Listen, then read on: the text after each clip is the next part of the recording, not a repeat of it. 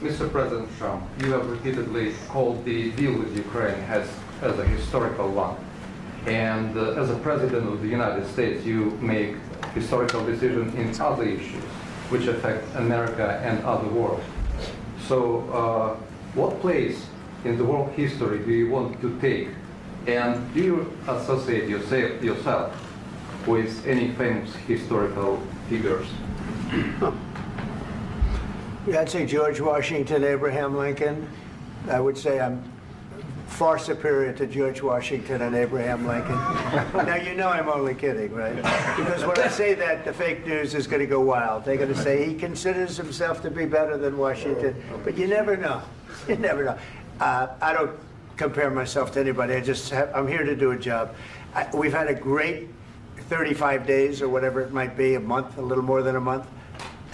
We've accomplished tremendous amounts. Not only this would be a very great achievement if we could get the war stopped and get them back to normalization. I think that's going to happen. We've had very good talks on both sides, as you know. But I think we've done a very good job, just generally. If you look at all of the things we've done in 30 days, they're saying there's never been a opening for a president.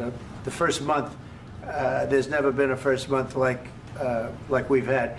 And this is one of the very important things. This, to me, is one of the most important things because we have tremendous death taking place as we speak, and I don't want to have that. You know, think of the parents, whether they're in Russia or Ukraine, think of the parents of all these people being killed needlessly. They came to our territory. Should have never started.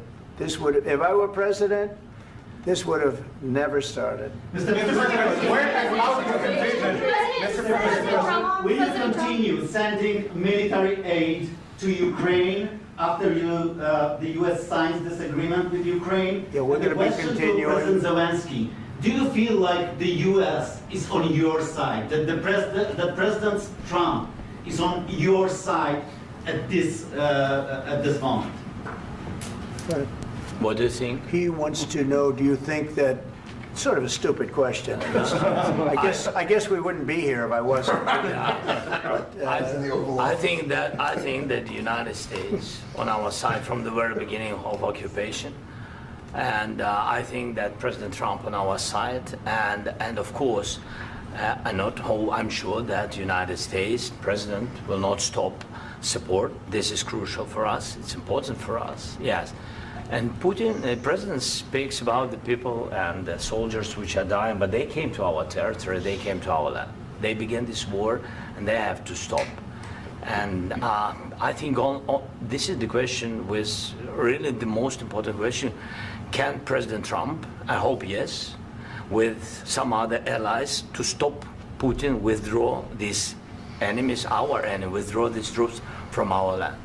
And I think that you asked about the history, I think that if President, or when, he will stop Putin, if President Trump will bring peace to our country, I think he will be on this wall. We've had very, very good talks. Mr.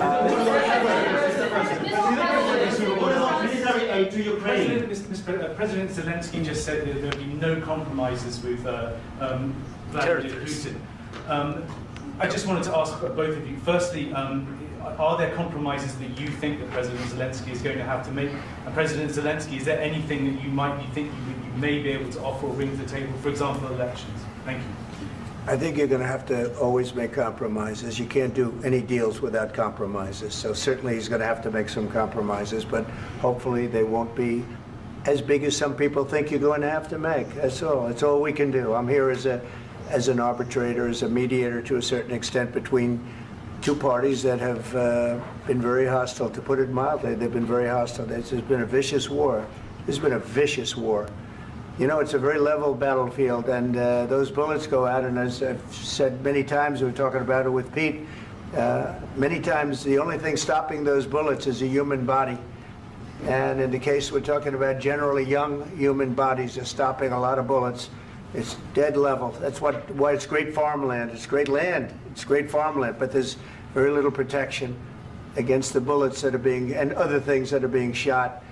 So all I can do is see if I can get everybody at the table and get an agreement. And I think we're going to end up with an agreement. Otherwise, I wouldn't probably be even here today. Mr. President, I've got two questions for you. You think ultimately your legacy will be the peacemaker and not the president that led this country into another war and ended foreign wars? And I've got a question. I hope it will. I mean, I hope I'm going to be remembered as a peacemaker. This would be a great thing if we could do this. I'm doing this to save lives more than anything else. Second is to save a lot of money, but I consider that to be far less important. So I hope I'm going to, thank you, Brian, for that question. It was a nice question. I hope I'll be known and recognized as a peacemaker. This would be a great thing to solve. This is a very dangerous situation. You know, this could lead to a third world war. This was headed in the wrong direction.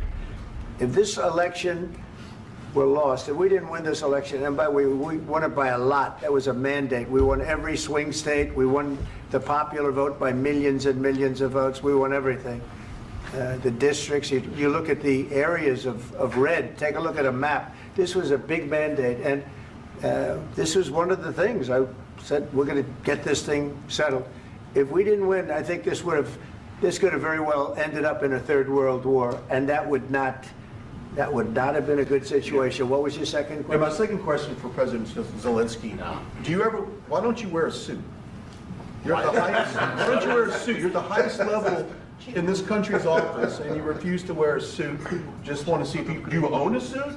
Yeah, problems. A lot of Americans have problems with you not Really? respecting the I don't have dignity of this such- office. I will wear a costume after this war will finish. Okay. Yes, maybe one. Maybe something like this? something like Yes, yours. sir. Yes. That'd be great. Maybe something better. I don't know.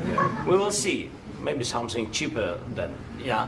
Thank you. Thank you. President Thank you. Trump. Thank you, President Trump. You said yesterday that you have. Are you going to send more arms to Ukraine in case there's no peace? Yeah, we're going to have arms to Ukraine, yeah, sure. Hopefully I won't have to send very much because hopefully we're going to have it finished. We're looking forward to finishing this quickly. We're not looking forward to sending a lot of arms. We're looking forward to getting the war finished so we can do other things. But we very much appreciate the agreement because we needed what they had, and we're treating, you know, our country is now treated fairly. Biden didn't do that. He didn't know what the hell he was doing. This should have never happened. This should have never started. But, you know, sure, the answer is yes, but hopefully we won't have to send much because I'm looking forward to getting it done quickly, very quickly. Does that mean you'll provide security guarantees, Mr. President? I don't want to talk about security yet because I want to get the deal done. You know, you fall into the same trap like everybody else. A million times you say it over and over. I want to get the deal done. Security is so easy. That's about 2% of the problem.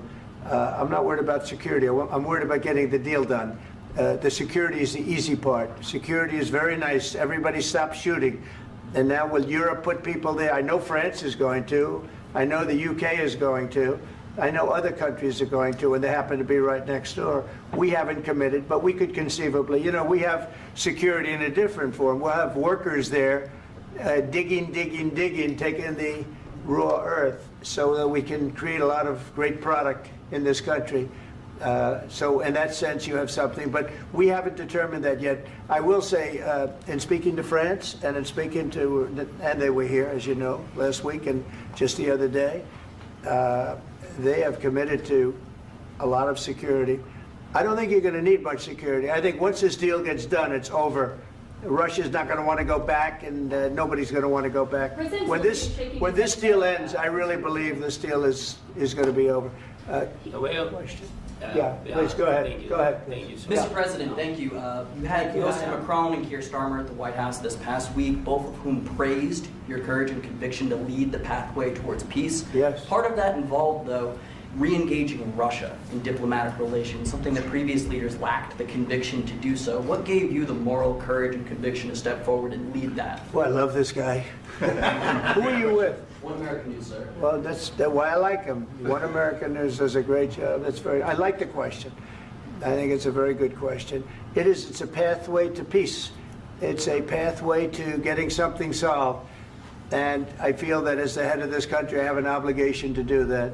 Plus, you know, we're very much involved. We got involved. It's too bad we got involved because there should have been no involvement because there should have been no war. And there shouldn't have been October 7th.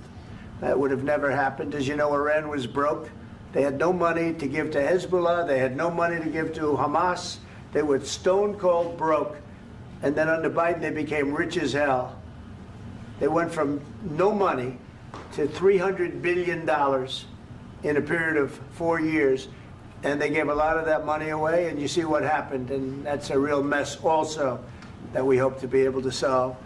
But no, I appreciate your question very much. I feel I have an obligation to try and do something to stop the death. If I can answer, yes, if I can answer, Please, sorry, go ahead. please. And I do like your clothing, by the way. Yeah, really? Even though I think he's a Yeah, great guy, yeah. by the way. But I don't know if you two like each other. But you know what?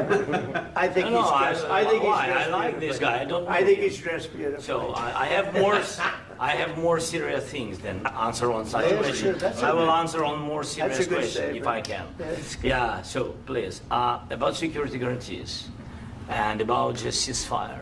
We can't just speak about ceasefire and speak and speak. It will not work. Just ceasefire will not never work because I'm like a president.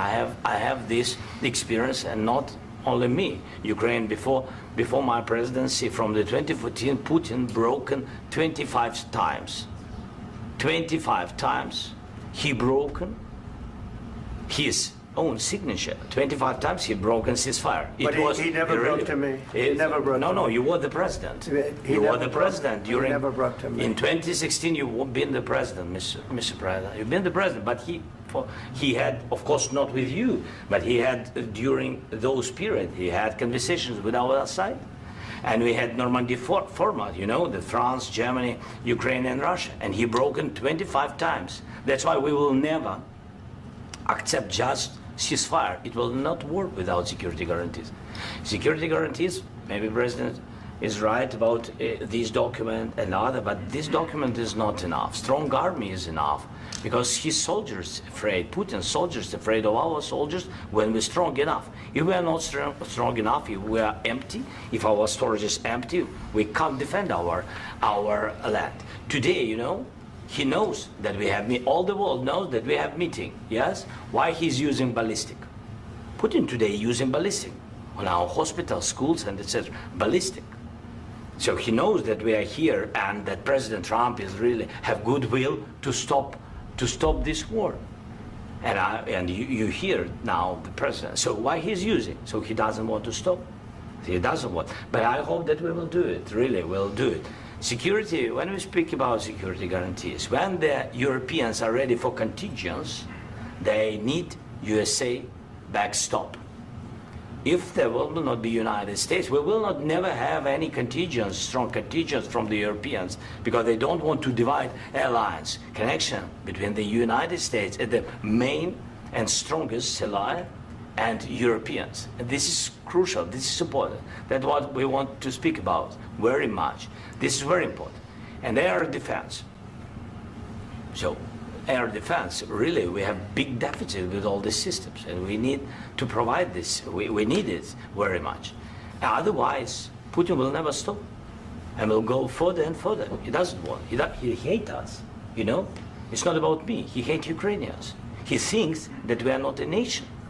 He thinks, and he shared these thoughts. I think maybe with your team also. I don't know, but with all the Europeans, in media, officially and not, he always said that there is no such country, such nation, such language, and such life like Ukrainian. No, he really doesn't respect all the Ukrainians, and he wants to destroy us. And you are right, Mr. President. That's 2%. This document, maybe other documents, it's a very good start, very good, but it will not enough to stop this person.